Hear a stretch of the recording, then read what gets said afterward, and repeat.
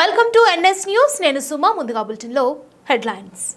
చిన్న చింతకుంట మండల కేంద్రంలోని ప్రభుత్వ ఆసుపత్రిలో 108, 102 అంబులెన్స్లు ఏర్పాటు చేయాలంటూ ఉన్నతాధికారుల దృష్టికి తీసుకెళ్లినా స్పందించకపోవడంతో బీజేపీ నాయకులు ప్లకార్డులు పట్టుకుని ఆసుపత్రి ముందు బీజేపీ మండల శాఖ ఆధ్వర్యంలో ధర్నా నిర్వహించారు.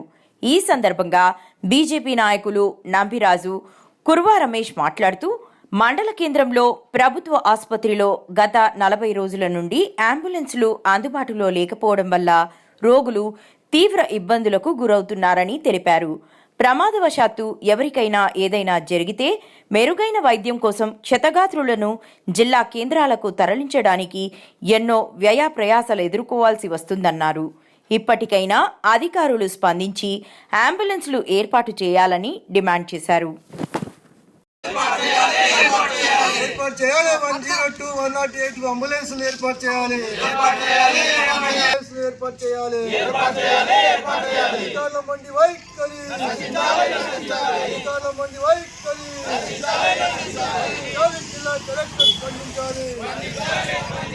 రోజులకి అవసరం పడుతున్నటువంటి వాహనాలు వెంటనే ఏర్పాటు చేయాలి. రోజులకు అవసరం పడుతున్నటువంటి అంబులెన్స్ వెంటనే ఏర్పాటు చేయాలి.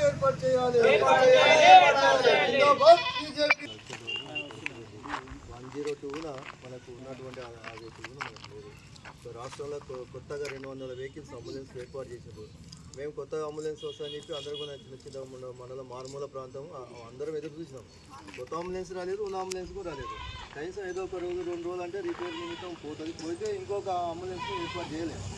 ఒకటి పోతే ఆల్టర్నేటివ్ ఇంకోటి ఏర్పాటు చేయడానికి అందరూ మనకు ఆదేశాలు ఉన్నప్పటికీ కూడా 35 రోజుల నుంచి కూడా అంబులెన్స్ లేకపోవడం, ఒక మండల కేంద్రం లేకపోవడం వల్ల చాలామంది కూడా వేరే ప్రాంతాల వేరే అంబులెన్స్లో కూడా ఆధారపడింది. అది సరైన సమయానికి వస్తలేదు.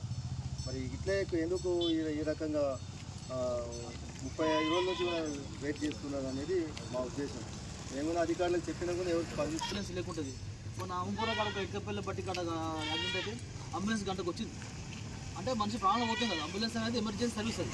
అప్పుడు చిత్తకుండా హెడ్ క్వార్టర్లో పర్మనెంట్ కూడా ఉంటే అన్ని గ్రామాలకు వెళ్ళిపోతారు. అది ప్లాన్ చేస్తారు.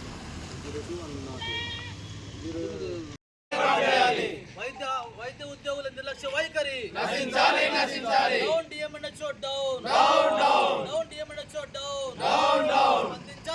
స్పందించాలి.